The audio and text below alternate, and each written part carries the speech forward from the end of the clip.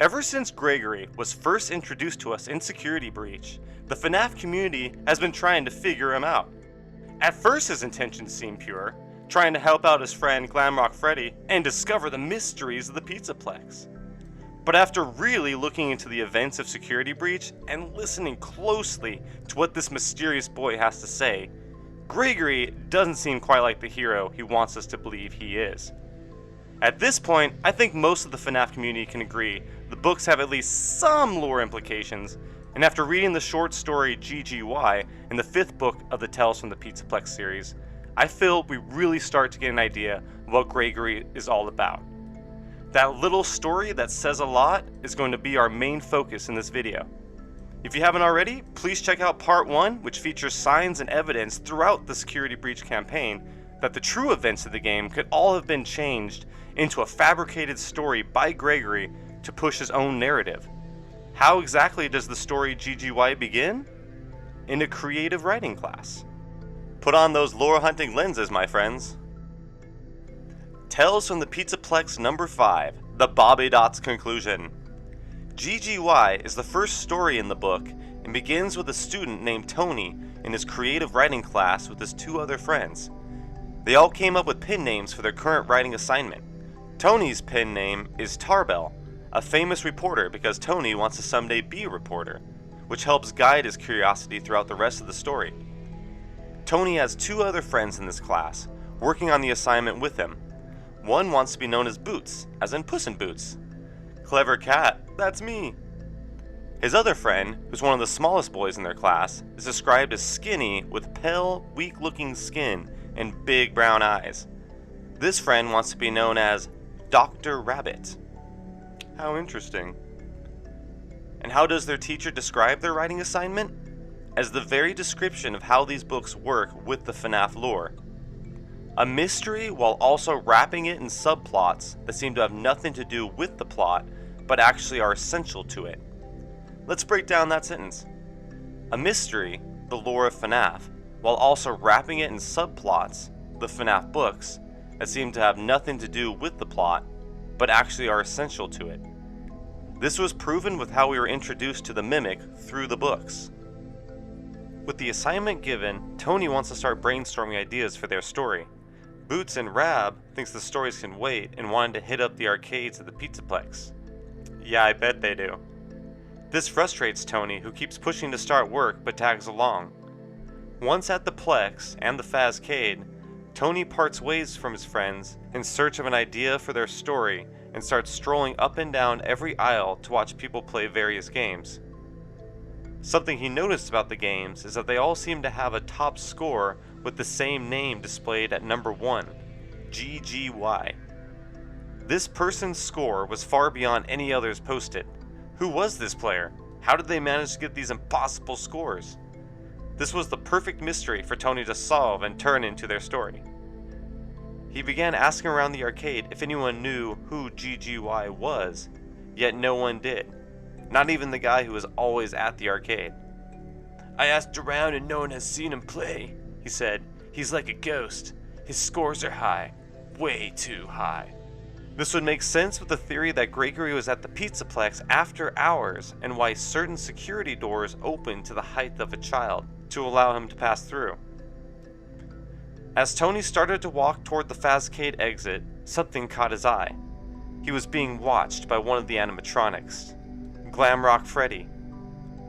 Tony waved, thinking he was just being friendly. Freddy didn't return the gesture. He just kept his intense gaze on Tony, as if sizing him up. Does Freddy know he was asking around about GGY? Why would he even care? Tony would later return to the PizzaPlex to continue his research and even go so far as to pickpocketing a keycard off an employee to gain access to Fazbear's network. He discovered that the play pass that was issued to GGY had been modified.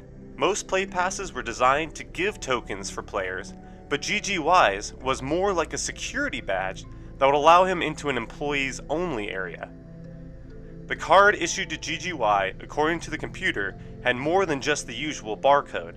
It also had the semi-transparent Fazbear Company logo that the security badges had. Wait, back up.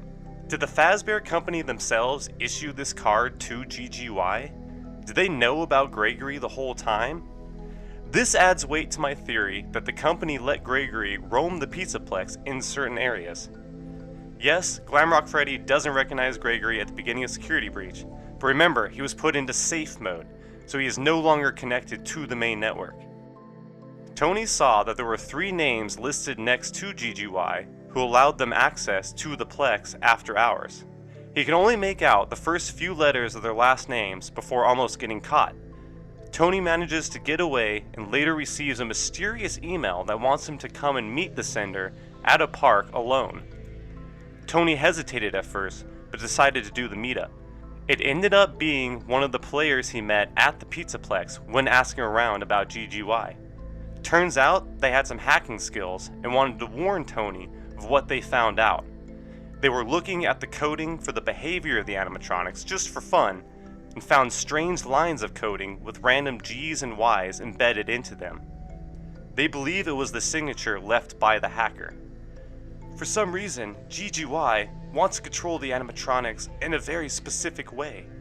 Tony felt like he had enough material, and once back home, he wove his story around the mystery of GGY, about how they infiltrated the PizzaPlex so thoroughly that the complex became their playground, and how Fazbear Entertainment thought their animatronics were in their control, but they weren't. Off in the distance, he heard his grandma's TV blasting a news segment talking about a school's counselors who have gone missing with no leads. Tony would later do some more snooping, this time around his school's records, and found out that the missing counselors are from his own school and match the names he saw on the Fazbear computer. These most likely are the counselors you hear on the secret retro therapy session discs you find throughout the Plex and use in the FNAF 6 secret room. The night before, Tony gave the story over to Boots and Rab for feedback. That's right, Tony did all the work. Some great help from the boys. Just when Tony was about to tell them about everything he found out, they interrupted with saying they changed the story. Tony was not happy.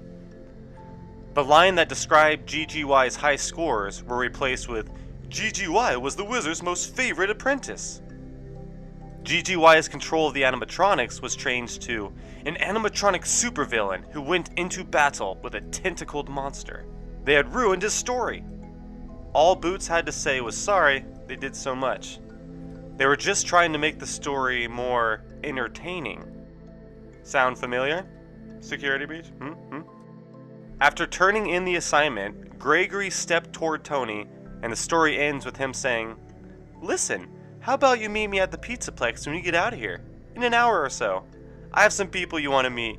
We'll have some fun, and you'll forget all about the story. Come on, Greg pressed. Say yes. We'll get you cheered up. Ugh, creepy. Please leave a like if you enjoyed the video, and stay tuned for part 3 by subscribing, where I finally reveal the rest of my theory, linking all that I have shown you so far. Thanks to everyone who has subscribed and stuck with us to this point. Bye!